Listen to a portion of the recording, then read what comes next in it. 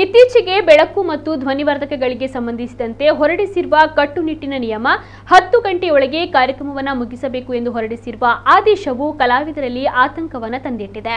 ಇಂತಹ ಆದೇಶಗಳಿಂದ ಜಿಲ್ಲೆಯಲ್ಲಿರುವ 75ಕ್ಕೂ ಅಧಿಕ ನಾಟಕ ತಂಡದ 3000ಕ್ಕೂ ಅಧಿಕ ಮಂದಿ ಕಲಾವಿದರು ನಾಟಕ, ಯಕ್ಷಗಾನ, ನೃತ್ಯ ಪ್ರದರ್ಶನ ಮಾಡದಂತೆ ಆಗಿದೆ ಎಂದು ತುಳು ನಾಟಕ ಕಲಾವಿದರ ಒಕ್ಕೂಟ ತೀವ್ರ ಅಸಮಾಧಾನವನ್ನು ವ್ಯಕ್ತಪಡಿಸಿದೆ. ಸುದ್ದಿಗೋಷ್ಠಿಯಲ್ಲಿ ಈ ಬಗ್ಗೆ ಮಾತನಾಡಿದ ಕಲಾವಿದರ ಒಕ್ಕೂಟದ ಪ್ರಧಾನ ಕಾರ್ಯದರ್ಶಿ ಲಕ್ಷ್ಮಣ್ ಕುಮಾರ್ ಮಲ್ಲೂರು, ಇನ್ನು ಗಣೇಶೋತ್ಸವದ ಬಳಿಕ ಮುಂದಿನ ಮಳೆಗಾಲ ಆರಂಭವಾಗುವವರೆಗೂ ಜಿಲ್ಲೆಯಾದ್ಯಂತ ಬ್ರಹ್ಮಕಲಶೋತ್ಸವ, ನಾಗಮಂಡಲ, ವಾರ್ಷಿಕೋತ್ಸವ, ಗಣೇಶೋತ್ಸವ, ದಸರಾ ಎಂದು ಬಹುತೇಕ ಕಲಾವಿದರು ಕಾರ್ಯಕ್ರಮಗಳಲ್ಲಿ ತಮ್ಮನ್ನು ತೊಡಗಿಸಿಕೊಳ್ತಾರೆ.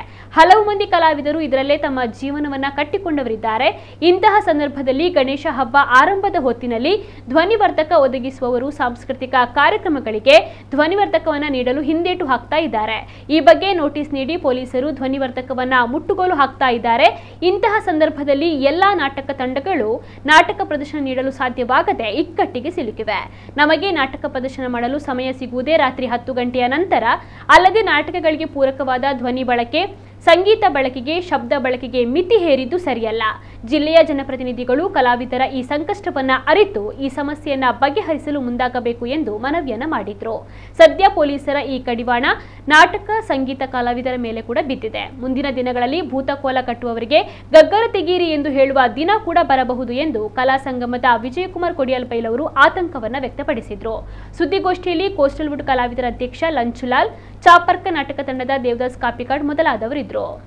ನೀರ್ಲಾಡತದಿಂದ ನಮಗೆ ತುಂಬಾ ತೊಂದರೆ ಆಗ್ತಾ ಇದೆ. ಹಾಗಾಗಿ ನಾಟಕಗಳಿಗೆ ನಿಮಗೆ ಬೇಕಾದ ಪೂರಕವಾದಂತಹ ಜನರೇಟರ್ ಆಗಲಿ, ಬೆಳಕಿನ ವ್ಯವಸ್ಥೆ ಆಗಲಿ ಅಥವಾ ಧ್ವನಿವರ್ಧಕವನ್ನಾಗಲಿ ಒದಗಿಸಲಿಕ್ಕೆ ಹಿಂದೇಟು ಹಾಕ್ತಾ ಇದ್ದಾರೆ. ನಾವು ಈಗ ನಿಮಗೆ ಕೊಡ್ಲಿಕ್ಕೆ ಆಗೋದಿಲ್ಲ, ಯಾಕಂತ ಹೇಳಿದ್ರೆ ನಮ್ಮ ಉಪಕರಣಗಳನ್ನೆಲ್ಲ ಸೀಸ್ ಮಾಡಿ ತೆಗೆದುಕೊಂಡು ಹೋಗ್ತಾರೆ ಅಂತೇಳಿ.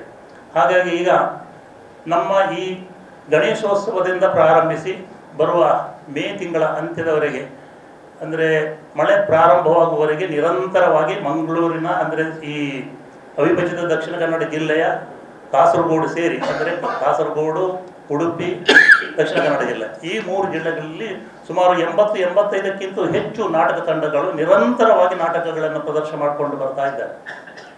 ಇಲ್ಲಿ ಈಗ ನಮಗೆ ಕೇವಲ 50ರಿಂದ 65 ಡೆಸಿಬಲ್ವರೆಗೆ ಮಾತ್ರ ಧ್ವನಿಯನ್ನು ನಾವು ಬಳಸಬಹುದು ಅನ್ನುವಂತಹ ಒಂದು ನಿರ್ದೇಶನವನ್ನು ನೀಡಿದ್ದಾರೆ.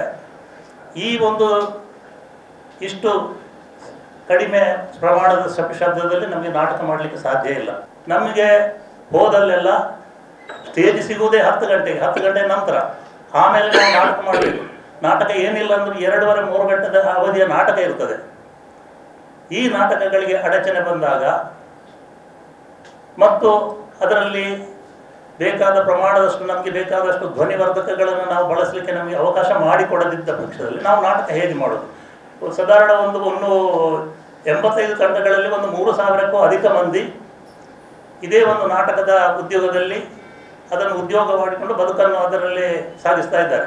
10 ಗಂಟೆವರೆಗೆ ಕಾರ್ಯಕ್ರಮವನ್ನು ಮುಗಿಸಲಿಕ್ಕೆ ಸಾಧ್ಯನೇ ಇಲ್ಲ. ಕಾರ್ಯಕ್ರಮ ಸ್ಟಾರ್ಟ್ ಆಗುವುದೇ ಕತ್ತಲಾದ್ಮೇಲೆ 8 ಗಂಟೆ ನಂತರ ಕಾರ್ಯಕ್ರಮ ಸ್ಟಾರ್ಟ್ ಆಗ್ತದೆ. 2 ಗಂಟೆ ಸಭಾ ಕಾರ್ಯಕ್ರಮ ಮಾಡಿದೆ, ಆಮೇಲೆ ನಾಟಕಗಳನ್ನು ಮಾಡಬೇಕು, ಯಕ್ಷಗಾನ ಮಾಡಬೇಕು, ಸಂಗೀತ ಕಾರ್ಯಕ್ರಮ ಮಾಡಬೇಕು ಅಂತ ಹೇಳಿದ್ರೆ ಆಗುದಿಲ್ಲ. ಇವತ್ತು ಇದು ನಾಟಕ ಸಂಗೀತ ಕಾರ್ಯಕ್ರಮಕ್ಕೆ ಬಂದಿದೆ. ಮುಂದೊಂದು ದಿನ ಭೂತಕೋಲದಲ್ಲಿ ಹೋಗಿ ಗಗ್ಗರ ಗಟ್ಟಿ ಆಗುವಾಗ 10 ಗಂಟೆ ಆಯ್ತಂತ ಪೊಲೀಸ್ ಬಂದು ಗಗ್ಗರ ತೆಗೀರಿ ಅಂತ ಹೇಳುವಂಥ ದಿನ ಕೂಡ ಬರಲಿಕ್ಕೆ ಸಾಧ್ಯತೆ ಇದೆ. ಇದು ಬೇರೆ ದೈವಾರಾಧನೆಗೆ ಕೂಡ ಹೋಗುವಂಥದ್ದು ಇದೆ. ಈಗ ನಾವೀಗ ಮೆರವಣಿಗೆ ಎಲ್ಲ ಹೇಳ್ತಾ ಇದ್ದಾರೆ, ಈಗ ಗಣಪತಿ ಮೆರವಣಿಗೆ ಅಲ್ಲೇ ಸ್ನಾನ ಮಾಡಿಸಿ ಅಲ್ಲೇ ಉಳಿಸಿ ಬಿಡಿ ಅಂತ ಹೇಳ್ತಾ ಇದ್ದಾರೆ. ಅದಕ್ಕೆ ನಾವು ಜಿಲ್ಲಾಡಳಿತದಲ್ಲಿ ಒಂದು ವಿನಂತಿ ಏನು ಅಂತ ಹೇಳಿದ್ರೆ, ದಯವಿಟ್ಟು ಇಲ್ಲಿಯ ಸಂಪ್ರದಾಯ ಆಚರಣೆಗಳನ್ನು, ಸಾಂಸ್ಕೃತಿಕ ಕಾರ್ಯಕ್ರಮಗಳನ್ನು ಉಳಿಸಿಕೊಳ್ಳಿಕ್ಕಾಗಿ ಯಕ್ಷಗಾನಗಳನ್ನು, ನಾಟಕಗಳನ್ನು ದಯವಿಟ್ಟು ಸ್ವಲ್ಪ ಕಾನೂನನ್ನು ಸಡಿಲಿಸಿ